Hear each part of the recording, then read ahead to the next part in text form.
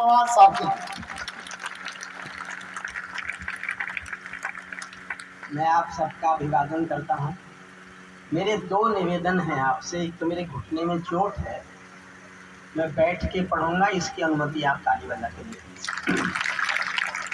और दूसरा निवेदन है, मैं अभी लंबे बुखार की प्रक्रिया से उठा हूँ, मुझे बहुत दवाई खिलाई गई है, तो मैं बीच में पानी पीऊँ तो माफ़ कर दीजिएगा। तो ये गला सूखता है, अभी दवाइयों का असर है, कुछ दिन में चला जाएगा। और आप जो लोग अब तक बैठे हैं, जितने 8 बजे से पहले थे उससे अधिक ही इस समय हैं। ये किसी भी कवि सम्मेलन के लिए ऐतिहासिक घटना है। अमर उजाला प्रबंधन को मैं बधाई देता हूँ, वरना कवि सम्मेलन में जैसे जैसे समय जाता है तो श्रोता कम होते चले जाते हैं, अक्सर होता है ऐसा। लेकिन यहाँ जितने आए थे वो सब हैं, आप सब बधाई के पात्र हैं जी। और सभी कवियों ने बहुत अच्छा पढ़ा, बहुत अच्छा। इसको साइड में और है जिसकी आवाज़ है, इससे देखिए अब यहाँ कोई पंखा नहीं है तो अब गर्मी नहीं, तेज हवा चल रही है, आपको प्राकृतिक हवा का सुख मिलेगा अगर इन पंखों को बंद कर दें तो। जिस पंखे की आवाज़ आ रही है, ये मेरी जन्म कुंडली में कष्ट लिखे हुए हैं। रहे हो कि आप भी नहीं जमी थे, जब तुम सबको पता था मैं आया हुआ हूँ, तुम क्यों जमे? ये कोई तुम्हारा काम था? तो इसलिए बदला तो मैं लूंगा। मैं बहुत, देखिए मेरा बदले का तरीका समझिए क्या है। मैं पिछले दिनों इलाहाबाद गया था, तो मैं उनकी लाइब्रेरी चला गया। मुझे लाइब्रेरी में घूमते घूमते एक किताब मेरे हाथ में आ गई, महादेवी जी की लिखी हुई सत्य पुस्तक का संस्मरण बताओ। आदरणीय कहाँ चले जी? अमर उजाला के संपादक जी हैं, मैं उनको प्रणाम करता हूँ। और मैं अनुरोध करूंगा उनसे कि कम से कम चाहे कोई चला जाए वो नहीं जाना चाहिए।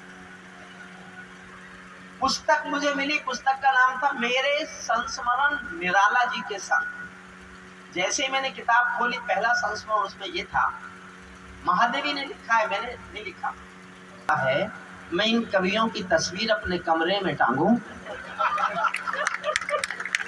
इतना अच्छा पढ़ा सबने, और सचमुच मनु बिटिया को मैंने पहली बार सुना है, उसने बहुत अच्छा पढ़ा। उसके लिए एक बार सम्मान में जोरदार तालियां बजाइए।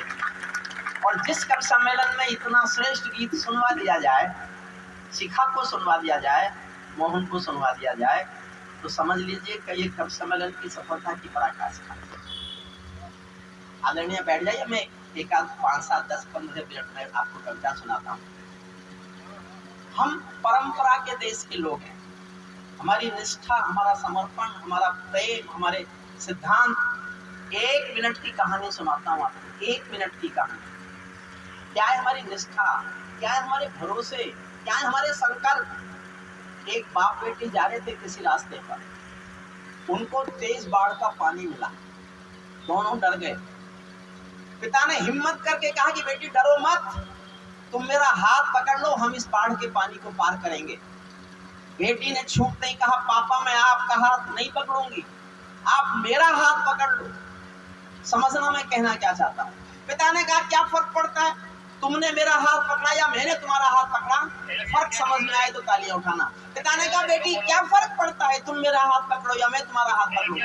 बेटी ने कहा पापा बहुत फर्क पड़ता है, मैं किसी मजबूरी में, अपने स्वार्थ में आपका हाथ छोड़ भी सकती हूँ, लेकिन एक बाप अपनी बेटी का हाथ किसी हाल में कभी छोड़ नहीं। तो सबने इतना अच्छा पढ़ा, क्या करूं इनका असर थोड़ा कम हो। आप पर इनका असर पहले तो मुझे कम थोड़ा सा तो करना ही पड़ेगा ना। बहुत सब लोगों ने बहुत अच्छा पढ़ा। मैं एक कविता सुनाता हूँ आपको, और चौथी पंक्ति में कविता का शीर्षक है, मैं अभी नहीं बता रहा। चौथी लाइन में कविता का शीर्षक आएगा, उस शीर्षक को सुनकर जितने प्रतिशत लोग ताली बजाएंगे, मैं पहली कविता उतने प्रतिशत ही सुनाऊंगा।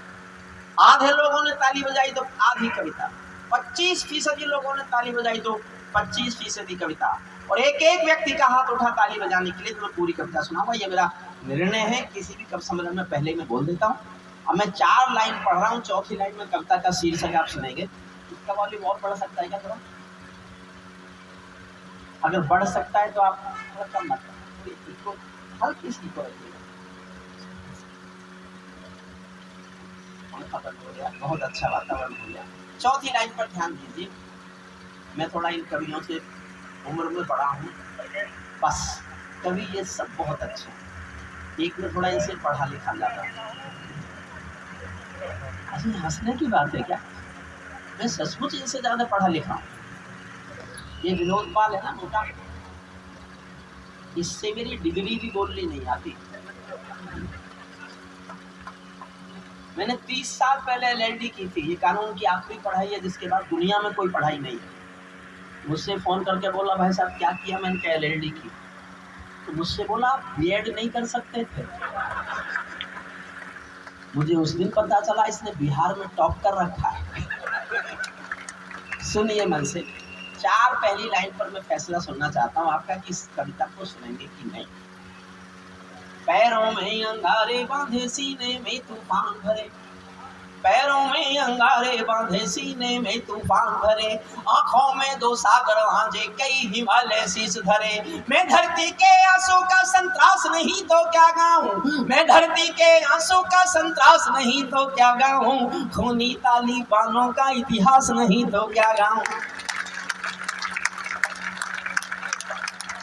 मैंने जीवन भर विद्रोह किया है, मेरी ये कविता पूरी दुनिया से विद्रोह है। एक अंतर्राष्ट्रीय कविता मैंने लिखी। इन राष्ट्रीय कविताओं से जब मेरा जी भर गया तो मैं अंतर्राष्ट्रीय कविता लेके आया।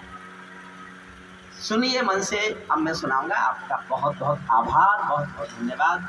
सचमुच भले ही लोग कम हों, मैं तो गाजियाबाद से इतना जुड़ा हूँ। 50 साल पहले से मैं गाजियाबाद में कविता सुनाने आ रहा हूँ।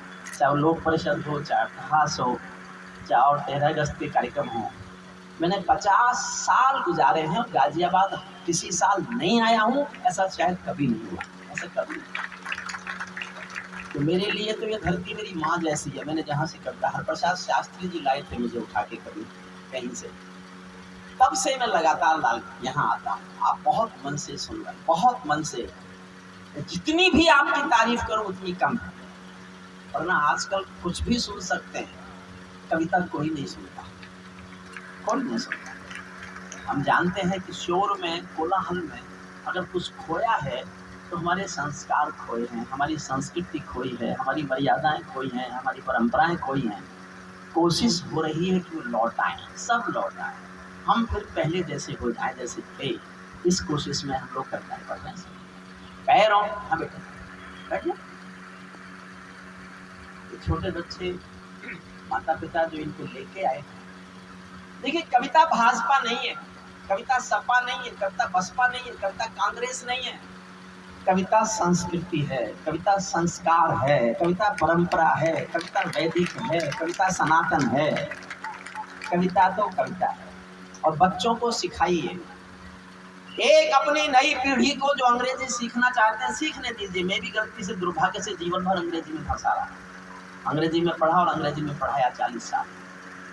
लेकिन एक बात समझ लीजिए, आपको अंग्रेजी कार दे सकती है, व्यापार दे सकती है, लेकिन संस्कार केवल मातृभाषा देती है, इसके सिवा कोई संस्कार नहीं। संस्कार जीने ही चाहिए। जिनके पास संस्कार नहीं है उनके पास कुछ भी हो, तालिबान जैसा देश बनता है। पैरों में अंगारे बांधे, सीने में तूफान भरे, आंखों में 2 सागर आंजे, कई हिमालय शीश धरे। मैं धरती के आंसू का संतरास नहीं तो क्या गाऊं, खूनी तालिबानों का इतिहास नहीं तो क्या गाऊं, आगामी तूफानों का आभास नहीं तो क्या गाऊं, दुनिया के दादाओं का उपहास नहीं तो क्या गाऊं, दुनिया के दादाओं का उपहास नहीं तो क्या गाऊं। नई सदी परमाणु बम के गहने पहने बैठी है, नई सदी परमाणु बम के गहने पहने बैठी है, घायल धरती मां अंबर से पीड़ा कहने बैठी है, पुरवैया बंदूकों का जहर उगलते देखी है, विस्फोटों की गर्म हवा से नदी उबलते देखी है, नदी समंदर घाटी पर्वत झरने सब बेलोर मिले, कुदरत की सुंदरता के आभूषण चकनाचूर मिले, कुदरत की सुंदरता के आभूषण चकनाचूर मिले। मैं मेहंदी पायल कंगन के गीत नहीं गाने, साथ देना। मैं बार बार कहूंगा नहीं तालियों के, लेकिन तालियां किसी कविता को बड़ा नहीं बनाती। तालियों से केवल हमें यह एहसास होता है कि हम कम्युनिकेट हो रहे हैं, हम सुने जा रहे हैं, आप हमें सुन रहे हैं, वरना तो पता ही नहीं चलता कि हम सुन रहे हैं कि नहीं सुन रहे हैं। तालियां केवल हौसला, जैसे मेरे छोटे भाई बहनों ने बताया, हौसला सबको चाहिए, जब कोई में जाते हो चाहे छोटा हो, हौसले से ही कविता पढ़ी जाती है। सुनिए, मैं मेहंदी पायल कंगन के गीत नहीं गाने वाला, मैं मेहंदी पायल कंगन के गीत नहीं गाने वाला, आग छोड़कर चंदन बन के गीत नहीं गाने वाला, मैं उगते सूरज के लाली गाने वाला चाह रहा हूँ, धरती पर मानवता के अधिकारों का उच्चारण हूँ, अंधियारों में शब्द किरण का उजियारा गाता हूँ मैं, धरती से आतंकवाद का निपटारा गाता हूँ मैं, धरती से आतंकवाद का निपटारा गाता हूँ।